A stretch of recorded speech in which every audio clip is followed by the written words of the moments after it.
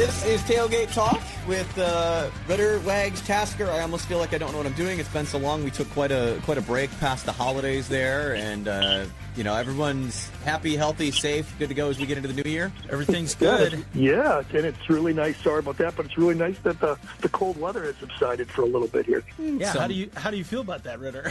I mean, I'm fine. It got cold enough. The lakes are froze. I'm all set to go. By the way, this weekend, free fishing weekend. So today, tomorrow, you don't have to have a fishing license to enjoy the great bounty that is our lakes in and around Wisconsin. So you still have to, obviously abide by all of the regulations. So, I mean, you can go to the DNR site and just download those regulations. You want to check it out. But a great chance to get someone out fishing that has never been fishing, or you to check it out. And I'm sure you can probably find a club that's doing some sort of, free get-to-learn fishing thing. I know in and around the Milwaukee area, there's a lot of times. And I don't know this year if they're doing it for COVID. Last year they didn't as well, but they used to hold, clinics with kids and adults and all kinds of stuff to get to know fishing. So I love when they do these weekends, but I feel like, weren't we talking about this, Wags, the last time when they did the state parks did a free admission thing? We're this should be a week thing, not just a 2-day thing. That's right. That's exactly what we said. Remember, you said we had 3 days or something. So if you're gone, let it go from a Friday to a Sunday, the following Sunday. So if that weekend is booked, you still have the opportunity to take advantage of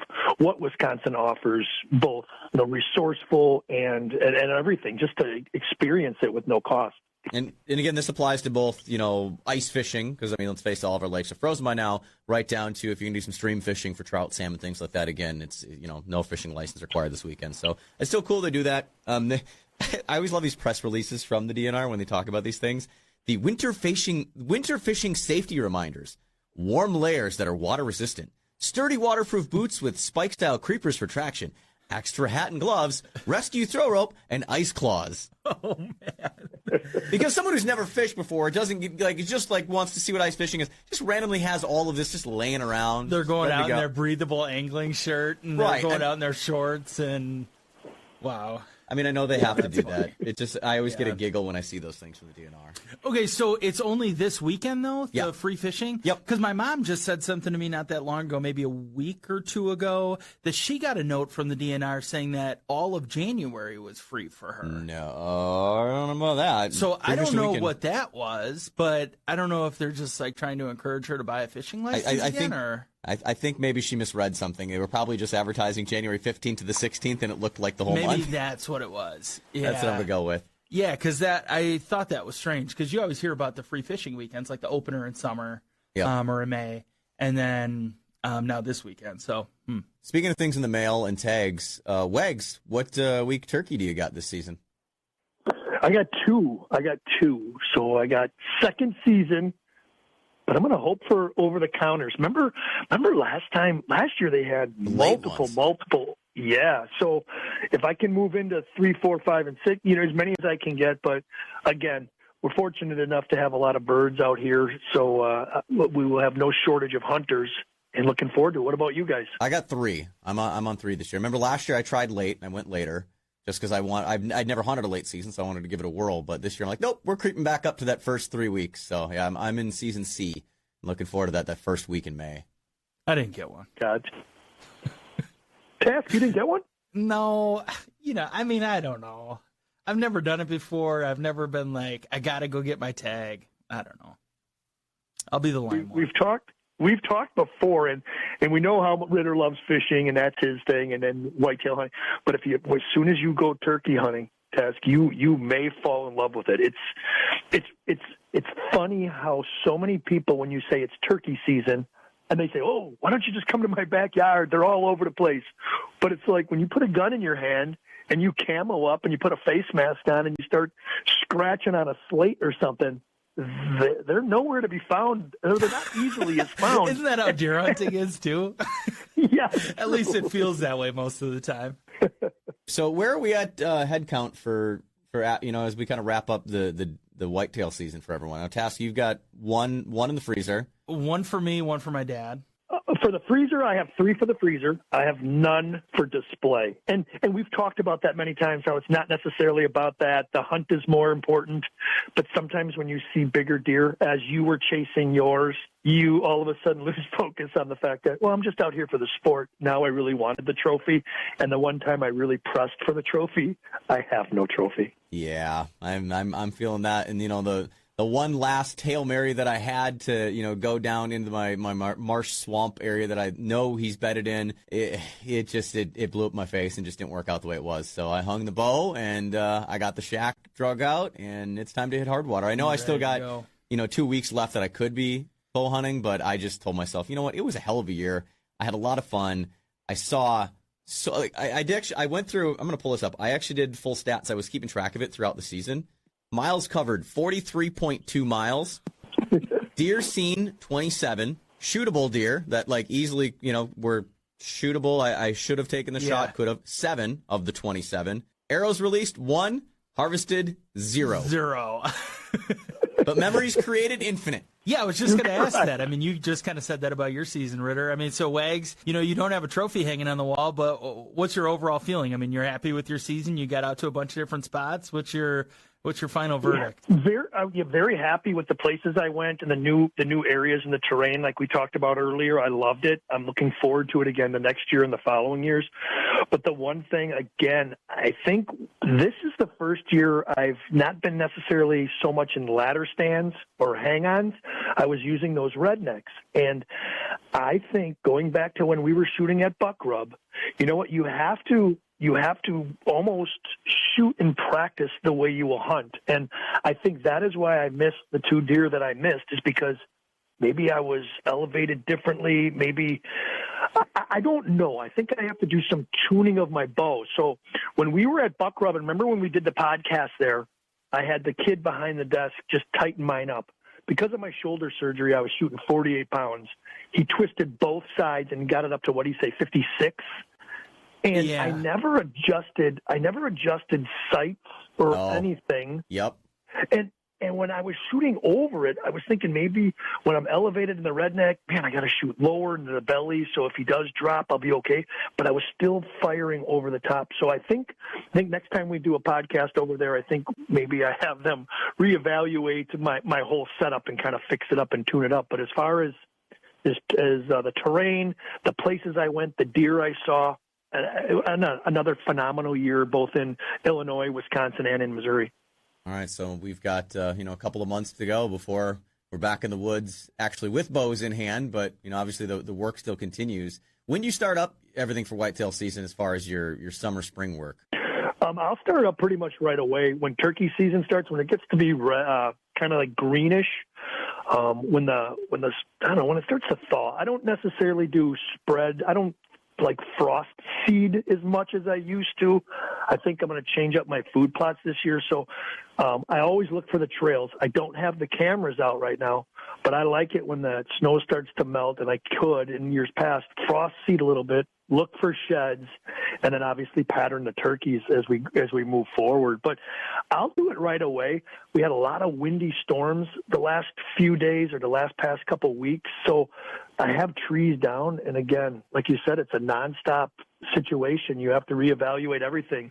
And with me being ladder stand and pretty much fixed in a certain area, if trees go down and deer are rerouted, I definitely have to make an adjustment where you guys can, or at least you can move around wherever you want. And Task, you usually go to that same tree you said all the time, but if something would be drastically happen, you can fix it up. But me, I'm moving around in a smaller footprint, but I do have to move it around in case something falls. And I'm always on the monitoring, always looking through the woods and seeing what has fallen and where things are happening. But following snow tracks is always the best. I think like we talked about in a previous episode of the show when we got on it, we got to find sometime this summer to put together a get together, a clinic type thing, and demonstrate and show both sticks and hang on and climbing stands to get people more comfortable with that situation. If you want to choose to go that route versus ladders, between all of us, we kind of run the gamut of different ways that you can get up and down from trees. Yeah, Waves, you said that about my spot up there. I don't know if I told you this or if we talked about this the last time we got together, but my cousins were up there because my uncle's cabin is up there.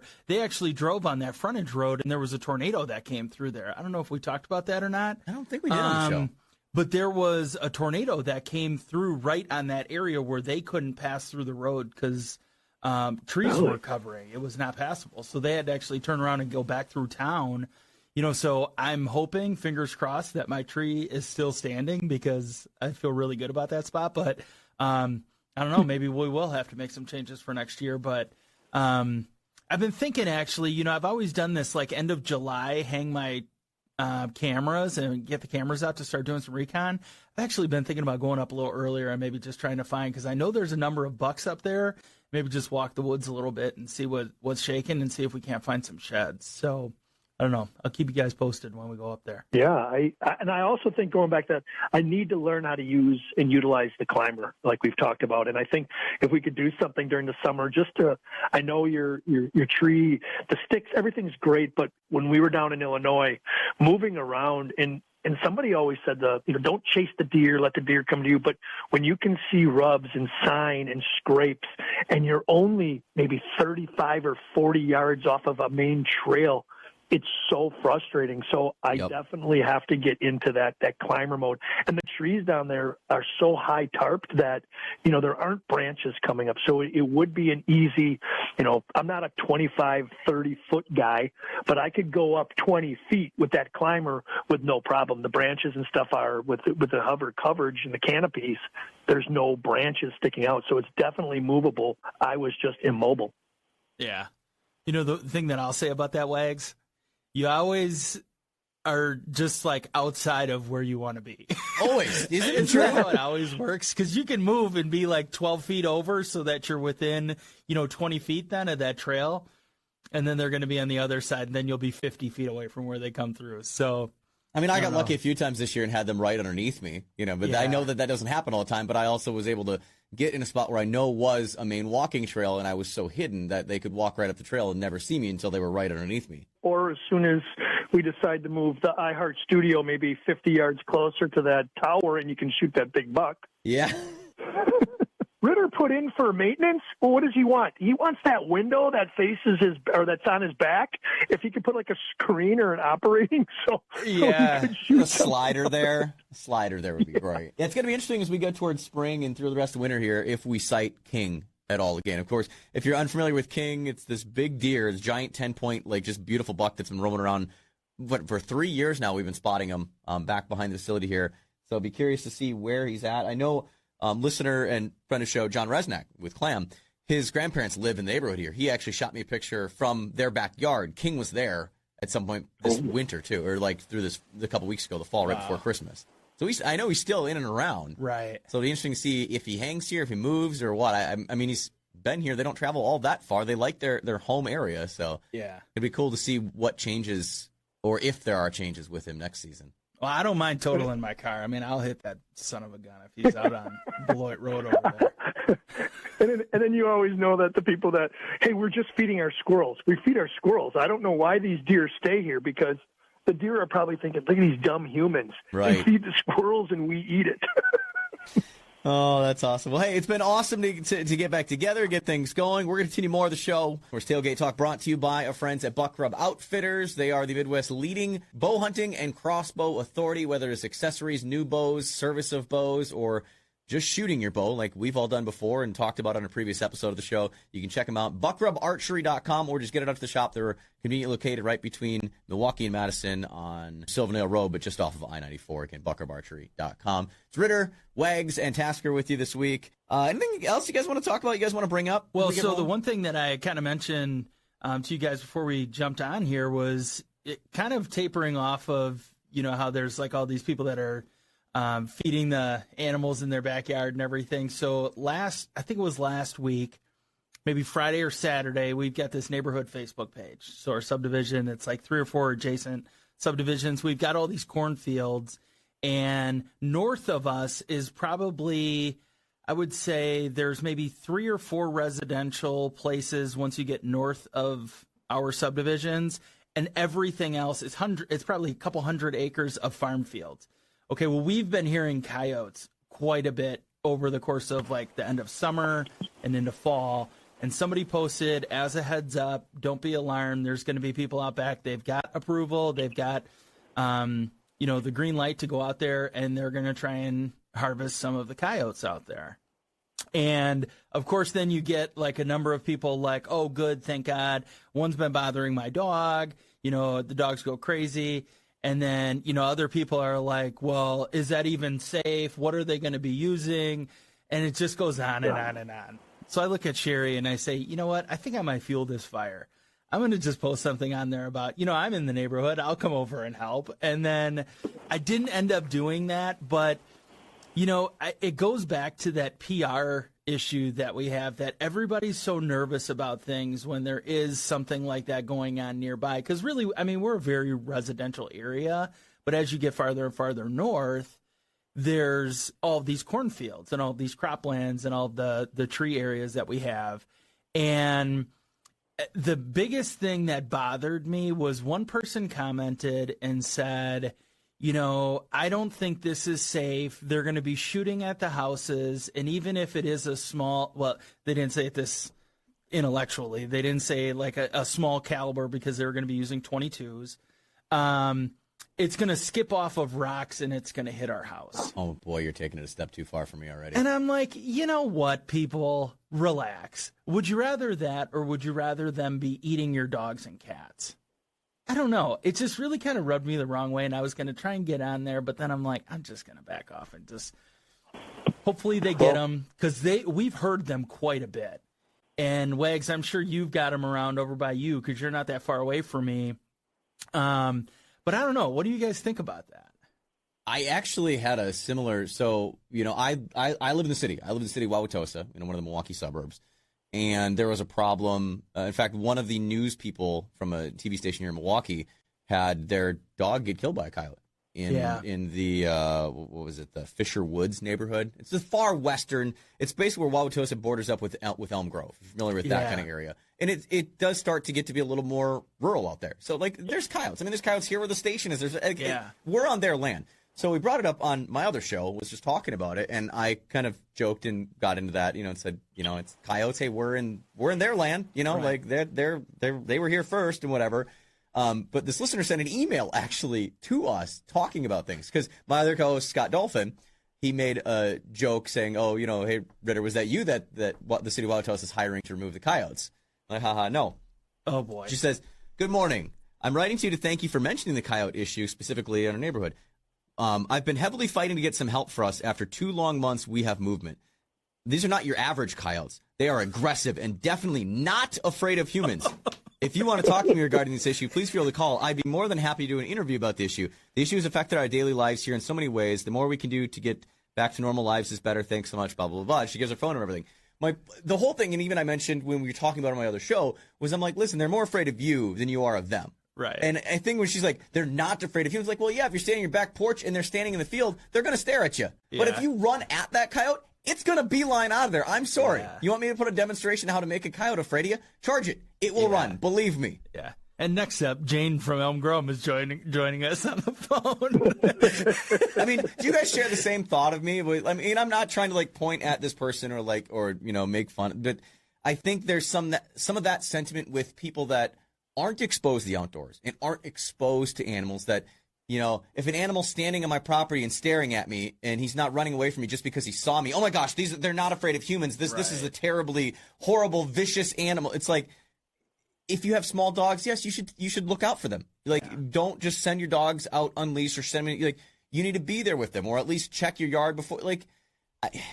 There's a certain amount of due diligence you have to do. And when you don't understand nature and don't understand the wildlife, I think it leads to this sort of thing. Exactly. People are like, oh, why are you killing them? They're just going to, hurt my house. Or they're definitely not normal coyotes. No, it's a normal coyote. Coyote's a freaking coyote. A coyote's a wild dog. They're going to be like a wild dog. Yeah, I agree with you. But I don't think the human nature, you're right, that'll do it. But if you've been accustomed to leaving your dog out at night, a coyote's going to be aggressive after dark. We know that. We hunt them at night. We try to. You got to be kind of, I don't know what the term you just used, but you got to be kind of cognizant of what you're doing as well too. You can't, don't leave your infant playing in the sandbox after dark or all alone or something. But if there's noise and movement, obviously a coyote's going to be gone. The one thing though out by us is that I didn't realize this. So a few years back, I'm going to go into a coyote story. My buddy says we're hunting out in the Holy Hill area up in Erin. And he says, we're gonna go hang out. We're gonna hunt at night. We're gonna hunt at night. And I said, oh, okay, great. He goes, so I was coming through on Highway Q, coming up through County Line, through I don't know, Lake 5 area. I was coming through there, and he said, there's a dead deer there. There's a carcass there. Just pick that up and bring it. But he says, make sure that it's not painted by the sheriffs, because for some odd reason, the coyotes won't come after a carcass that's been painted or touched by humans. It's been tainted by humans. Okay. That's why it is the smell. They know there's a human smell to it. Either it's the paint or humans touching it. I could see that. Yeah. Right. So it made sense. I'm like, okay. So I drive up and I put on my flashers and I drop my tailgate and I start loading it up, and cars are coming by me. I'm waving to them, and I'm just like, okay, I'm struggling. Maybe, hey, hopefully somebody will help me pick this up and, help me maybe just grab the back. Some guy in a pickup truck drove by, and I'm waving, and they're looking at me in flashers. And I finally get up to his house, and I pull in. He goes, you got the deer? I go, yeah. I go, yeah. Like, he starts laughing. He goes, oh, yeah, I forgot to tell you, it's against the law. If you take a dead deer off the side of the road without reporting it, that's like the DNR can fine you, or the sheriff will come and give you like a $195 fine or something like that. I go, you. Yeah, it's so just like when you hit a deer, you have to call and report to the DNR and get a carcass tag for it. Yeah. Yep. And he said like $5 or something like that. I'm like, yeah, that would have been nice to tell me before I'm like waving to everybody. And, hey, yeah, I'm taking this dead deer. Yeah, and I'm sure the impression is just, that you probably had just hit it and whatever, but yes, you know what, coyotes, they can be aggressive, but you're right. The human element will scare them. We've seen it. They move it away. You see it. You can watch it wherever you want. Even when you're out hunting, it's almost to the fact where you can't move as turkey hunting. You can't move. Any motion detected by them, they're gone. They're gone. But, the after hours, the unprotected, those things when they're out hunting their prey or their food, if you have a small dog, a small cat, something out there, that's why our rabbits are being, eliminated as we go into rabbit season right now, rabbit hunting season right now. And we're losing a lot of the rabbits because of the coyote population. That's something we have a lot of in the city of Wauwatosa is tons and tons of rabbits. Yeah. Oh my gosh, my Schnauzer loves it. And that's what they're after. And, you talk about the fear of humans. The point I bring up to it is I feel a lot of these animals that live in these urban areas, they're used to seeing people and used to people being around. So that's why I say again, yeah, the coyote might be standing there staring at you while you're standing on your deck staring at it and not running away.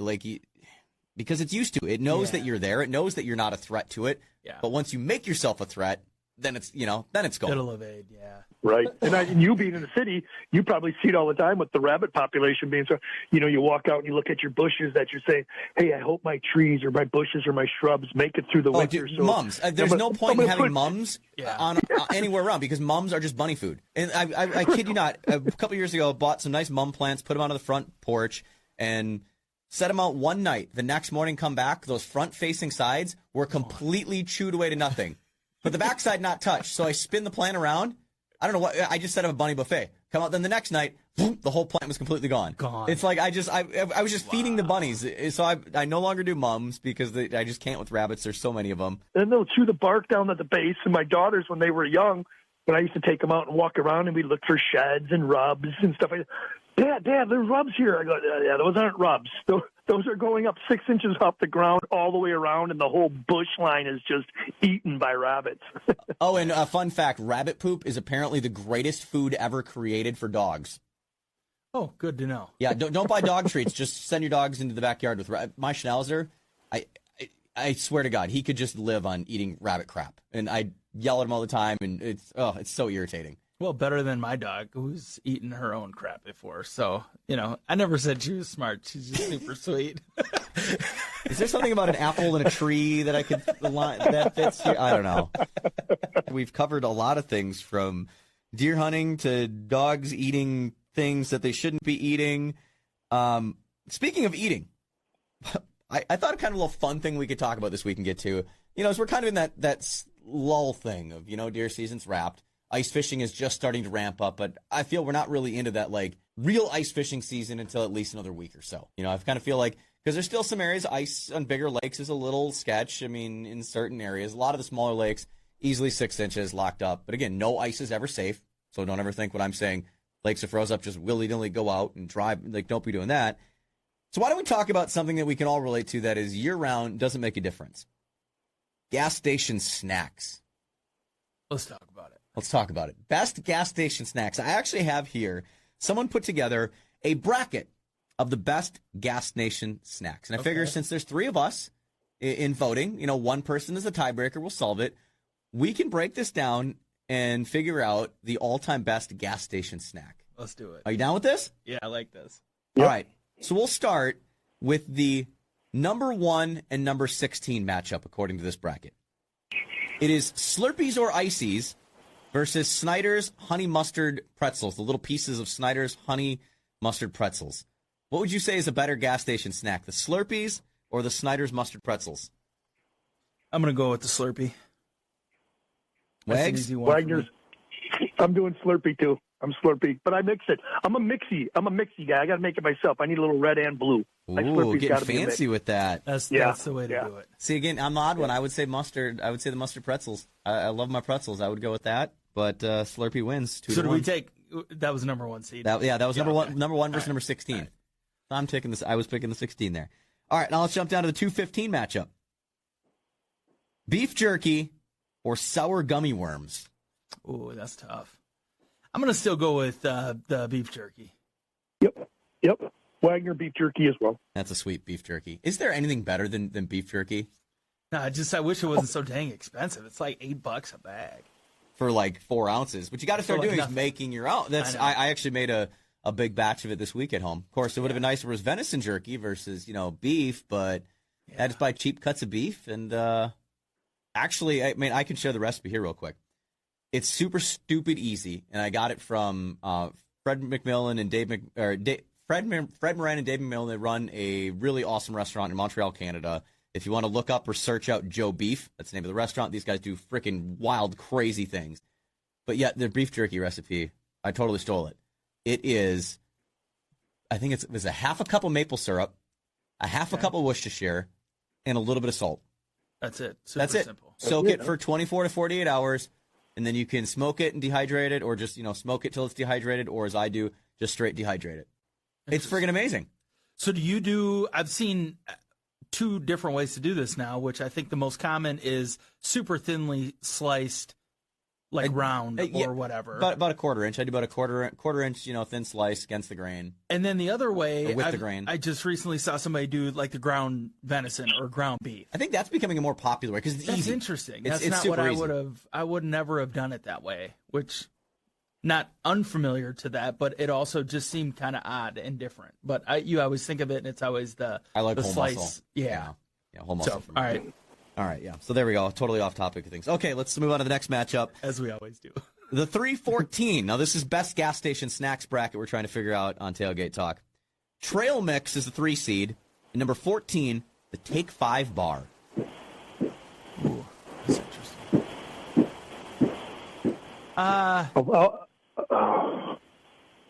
My vote's Trail Mix. I'm going Trail Mix. I'll say that right away. Mine's Trail Mix. Too, yeah. I would probably do trail mix too. Give me a couple sesame sticks and a sunflower seed over a Take 5. I'm not a big Take 5 bar guy. Neither am I. I'm not a big candy person. Yeah. All right, now let's get into some serious gas station food of the 413 matchup. Let's do this. Roller Dogs and Taquitos versus Chex Mix. Oh yeah, roller dogs without it. Roller Dogs and definitely. taquitos. Come on, man. I knew between You the got 2 of all you, options. that Chex Mix didn't stand a chance. There's because no way. Roller Dogs. No way. I don't know that a cylindrical meat that rolls around all day. I mean, Oh yeah, who knows what it is? It's for sure not real chicken. Yeah, it's barely edible, but it's delicious, I guess. You can't. I got to tell you a story. I know we're going off topic again on the beef jerky. Now we're going to the dog. So my daughter's graduation party last year, bought one of those popcorn. We had a popcorn machine out in the barn in the shed where we basically hunt and just hang out and stuff. And I said I got to do it. So I went on Amazon and I bought one of those commercial hot dog rollers. Nice. Love it. I absolutely love it. They're easy to clean. You turn them on. You don't have to parboil anything. You just throw your sausage, whether it be a Polish, an Italian, whether it's cheddar, just a regular hot dog, anything. You throw it on this roller, and it's very soap and water, cleans it off. It's It's phenomenal. It's my best purchase ever. And even through hunting season, people are like, we don't need any more hot dogs. You just load up the hot dog roller, let it roll, and even if you don't want one, you end up eating 3 or 4 of them. I'm picturing this at the Wagner Ranch. People will go out hunting and come back in, and just all day long there's been hot dogs just rolling around in the rollers. It's like it's a 24/7 nonstop roll-a-thon of cylindrical meats at the Wagner Ranch during deer season. Something to eat then. That's good. And then I had to, because for Gales, then I got the people from Germantown, so I got Gales. So I got the Gales cheese and the chili dispenser. So, yeah, it can be a rough night for someone. I avoid the chili. I usually just do the cheese, basically the hot dog and ketchup and cheese. But, yeah, if you want to throw chili on there, you can, succumb to yourself to a rough night. But you got a regular freaking Quick Trip, like 7-Eleven roll. It's a gourmet restaurant out there at the Wagner Ranch. I love hot dog rollers. I love them. Yeah, boy, you always got to rethink your diet while you're at deer camp, because if you start doing chili dogs and stuff, it might be a short sit in the stand. Right. As soon as you get into the stand, it's 2 minutes later, you're like, huh. You're getting out already. Gotta poop. Yeah. All right. Gotta poop. 5-12 matchup here. Peanut M&Ms versus the Arizona Iced Tea Arnold Palmer drink. Oh, that's interesting. You know what? I'm going to go with 12 seed on this one. I'm going to do the You're the Arnold Palmer? Legs? I'm going to go with peanut M&Ms. M&Ms are my go-to candy. That's my go-to candy. I'm there with you. If it's M&Ms, it's got to be peanut M&Ms. That is true. Yep. That's fair. All right, 6-11 matchup. David Sunflower Seeds versus any energy drink. I will spoil it considering I think energy drinks are poison, and I love sunflower seeds. It's an obvious vote for me. I'll go with you. I'm with you. I'm on a sunflower seed guy, too. I'm going to go underdog again. Energy drink? Yeah, I'll take one of those. All right, favorite flavor of sunflower seed, however, while we're on gas station Ranch. snacks. Ranch? Wags? Oh, I got the dill. I'm dill pickle. Yes, dill pickle. Team dill pickle. Team dill pickle. Even, or, you know what? The buffalo is good, too. You get that Frank's Red Hot one? Yeah. Yes. Yeah, they got a lot of good flavors, though, so. All right, 7-10 matchup. Number 7 being pre-made sandwiches, and 10 being combos.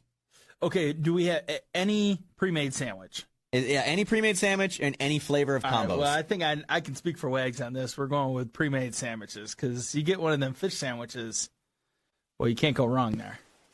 Oh, so you're talking like Quick Trip, like the chicken sandwich or the fish sandwich Yeah, or something. any You're kind not talking of about the pre-made packaged sandwich, ham and the little cheese. ones that come in the cellophane, little triangle thing that you peel off, you buy like from the freezer or the little refrigerator section, whatever.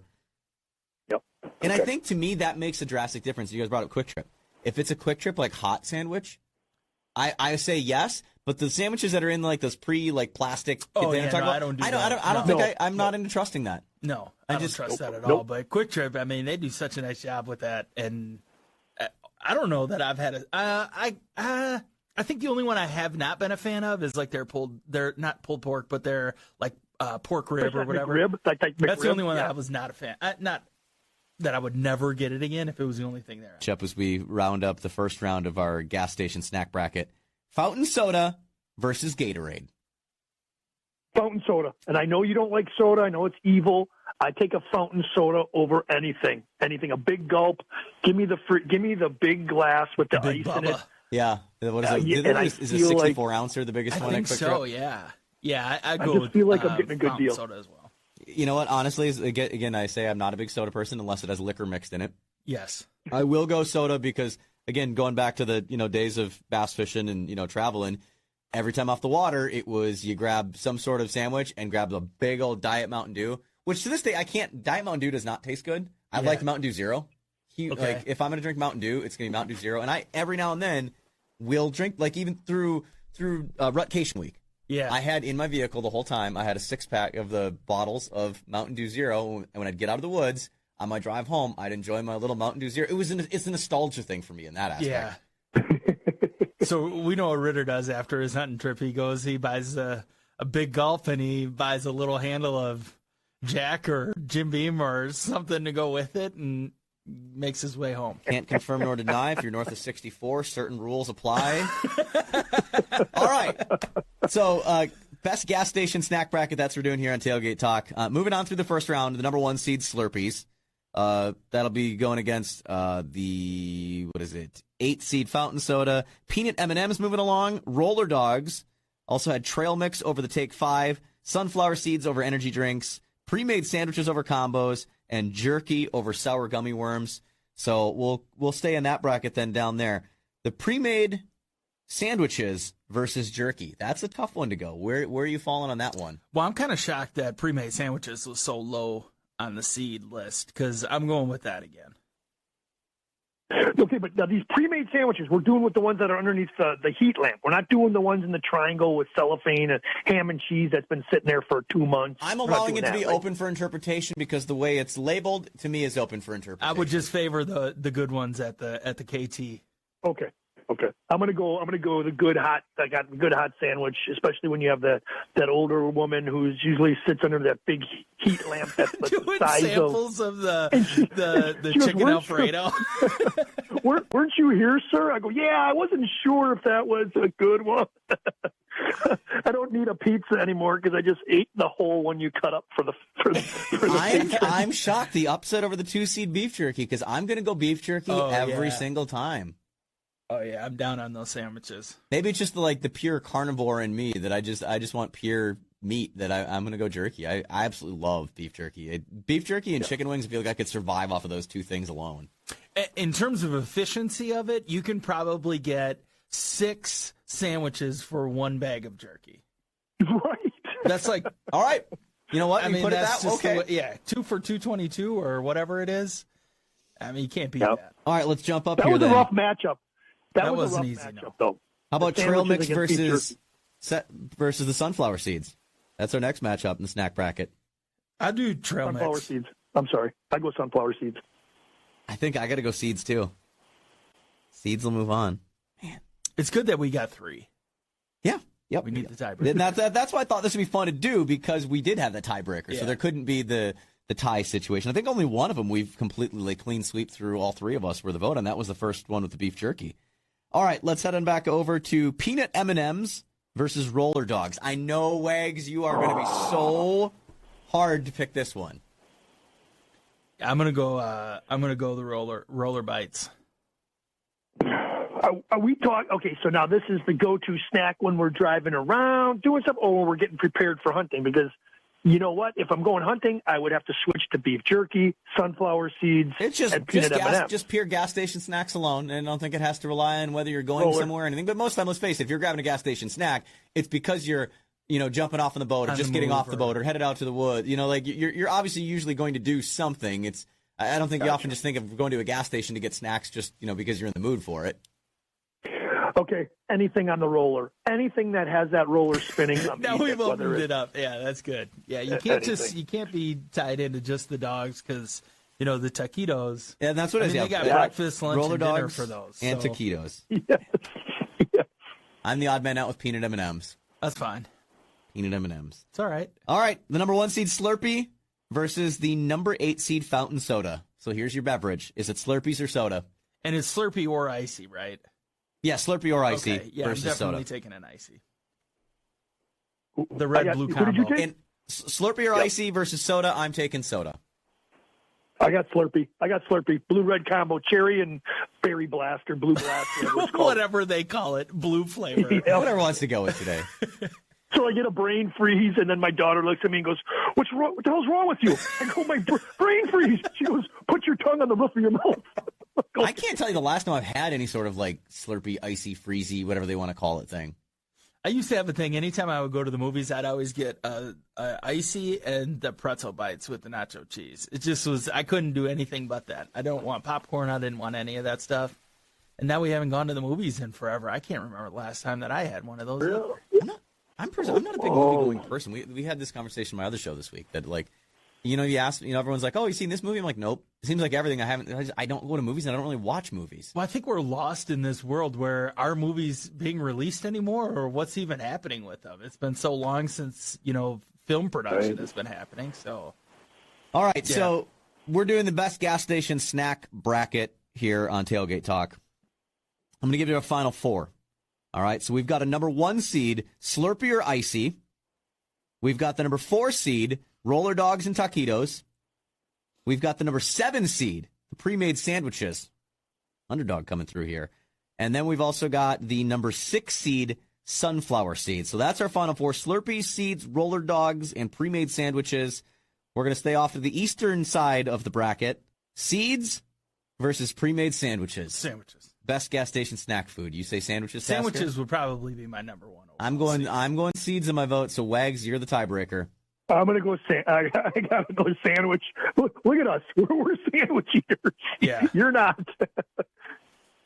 All right, Slurpees or ices versus roller dogs. Now is the one. Christ. This is like choosing your favorite kid. Who's your favorite? Huh? Take a pick. And then mom says one, and kids say the other, or the dad says the other. I mean, I think my choice on here. When pressed, I think now I'm going to fall on roller dog versus the Slurpee icy of a gas station snack. And again, oh dang it, you know what? No, I can't do that. I have a weird thing with a gas. It's my germophobia.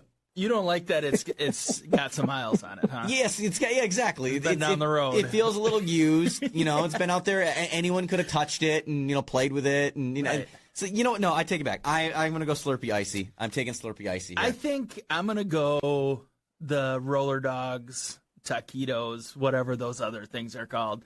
Because you know what? I don't have an icy all the time, whereas that would be something that's just more of like a common consumption. Like if I could choose neither, I would like to choose neither. You can't. But I have to make a vote, so that's where I'm going Slurpee icy. Okay. Wags? I'm going roller dog. But so here's the thing. Here's my issue. I just said sandwiches pre-made. So now it's going to come down to sandwiches and roller dog. I would go in when I go into Quick Trip. I will grab the sandwich if it is like Task said. If it's 2 for $2.22 or something like that, I get 2 of them. If it's not, if it's regularly priced, I know this is going to sound weird, regularly priced items, I go all around to the back and I'm on the roller. I'm on the 2 big jumbo dogs, maybe a cheddar. I'm a roller. I'm roller number one for me all the way to the finish line. All right. Well, there we know our matchup in the ultimate gas station snack food: roller dogs versus sandwiches. We know the roller dogs already has a vote from Wags. I'm going to go sandwiches. And you know what? That's going to be the winner. I'm going to go sandwiches too. I told you guys that was my number one overall seed from the get-go. How that thing ended up at 8, 9, or 10 or wherever that was is just that's embarrassing to me. Ritter's just upset. He's like, "How can you guys eat that?" No, I realize that I'm the odd dog in a lot of these things. I'm a different person. I march to the beat of my own drum. I do things differently. I like different things. I mean, it comes down to I don't know. I like different things, and that's okay. We're all allowed to be different and like different things. Yeah, that's what's great. Otherwise, we'd all be eating the same things all the time. So. And then you eat the roller dog, and then somebody will say to me, "What do you got hot dogs on there for? You know what's in hot dogs?" No, I don't want to know about the pig's hoofs and all that stuff. You guys know, I eat really I eat weird crap. We've had a huge conversation about head cheese on this show. Yeah, how I love a good head cheese and things. But you're like making that. it, right? So you know what's going into it. So good, that's true, different. Yeah, boucherie style, stuff like that. It's not saying that I don't like these things or I can't appreciate these things. It's just not my first choice to consume something like a roller dog. Do I have an appreciation for a cylindrical meat that's got lots of miles on it from a gas station? Absolutely. It's a time-honored tradition that every gas station must have a roller, or you're not a real true convenience store. I can appreciate it, And if you don't eat that stuff, you're not an American. If I'm put in a situation, in a place, and in a culture where that's like a delicacy and that's what someone in that culture wants to share with me, I absolutely will sit down and enjoy one of those and crack a beer with you and, tell stories together with you. But if I have the choice, maybe not my first choice. That's all right. It's all good. I was kind of surprised that. So when we go out to Kansas or when Casey, I was surprised that Casey's Pizza wasn't on there, because Casey's Pizza is, if you've ever gone west, even to the west side of the state or anything, if you ever, a go-to would always be a slice of Casey's Pizza. For some reason, I love Casey's Pizza. And I think I talked to you guys about it we talked about it on one of the previous episodes. And we would literally go out, when we go to Kansas, each guy would buy their own pie, and we'd eat it all day, whether it was the breakfast pizza or the regular pizza, and we'd eat it all day. So I was surprised. No gas station pizza on the top 16. No, I mean, overall, let's expand upon this real quickly. Overall, your favorite gas station snack ever? Are you going to say Casey's Pizza? I'm going to say, yeah, Casey's Pizza, and then yeah, obviously our roller situation. But yeah, I'd say Casey's Pizza favorite, yes. Tasker? I don't know. I mean, I think that those little, like, inexpensive chicken sandwiches are pretty good from Quick Trip. I would have said that's what kind of my go-to Quick is. Trip chicken sandwich. I think if any gas, that those would be above there, or some sort of sausage type thing. Sometimes some of the good local sausages in a case at a Quick Trip. So yeah. Well, there we go. No, We covered a lot of I like stuff. that. We covered a lot of stuff today. We talked about gas stations. We talked about deer hunting. We talked about killing coyotes. That's a darn good show. That's well-rounded. Yeah, darn good place where to wrap it up this week. One thing else, if somebody can text, I know it's Saturday morning, if somebody can text, and obviously it's rabbit season. Obviously we have ice fishing for you, but there's also rabbit season going to the end of February. If there's anybody that wants to share a local tavern, bar, restaurant that's doing rabbit hunts, maybe just send them over, because we're always looking for rabbit hunts to do things throughout the community, especially in the Washington County, Waukesha, and Dodge County areas. So if you could say that, if somebody has an idea, shoot it in a text line. Or you can always email me, Sean Ritter at iHeartMedia.com, and we'll get that passed along. So we appreciate it. So, well, as always, thanks, boys. Been fun. We'll chat again next week. Yeah, it was a good one. That's a good one. Wrap it up All here. right. It's Tailgate Talk.